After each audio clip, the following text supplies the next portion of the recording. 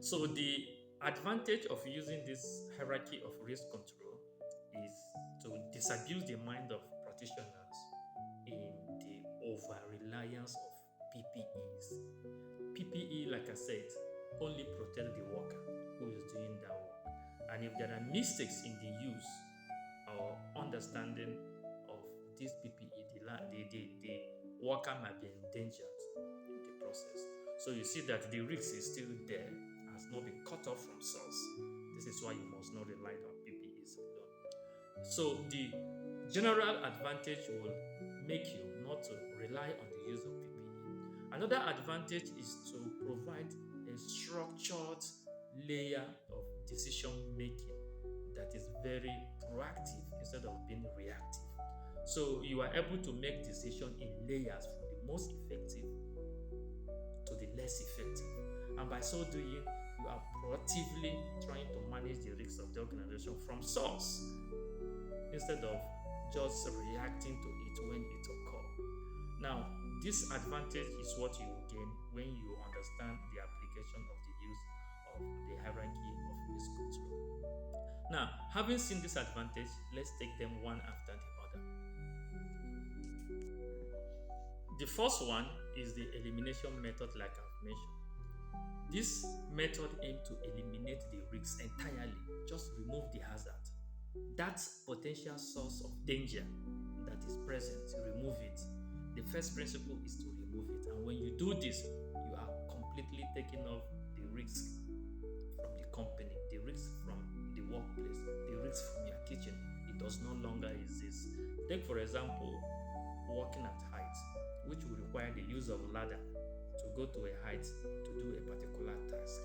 Now, in doing that, there are risks of falling, right? Yes, there are, and when you fall, there are risks of injury or permanent disability. But when you decide not to do the work at height and the whole work is completely done on the ground, you have completely eliminated the hazard of falling and its associated consequences. This is one most effective approach that occupational health and safety experts adopt. This method is applied everywhere and is relatable. Take, for example, in your kitchen. All right? Those of us using gas burner cook with the unavoidable risk of fire and explosion when things are not done properly.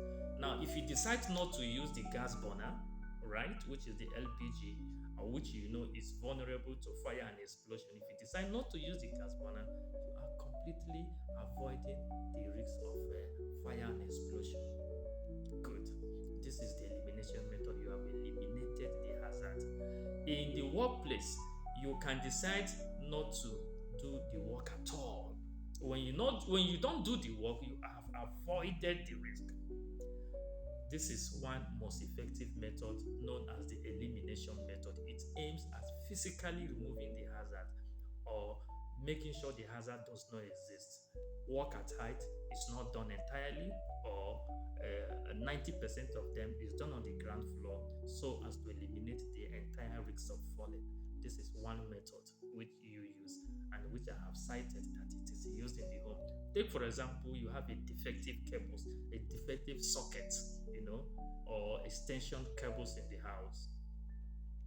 Instead of managing the cable and having to live with the presence of fire due to explosion that may cause and fire that will result in that defective cable, you may decide not to use the cable at all. You take it out, you replace it with another one. By so doing, you have completely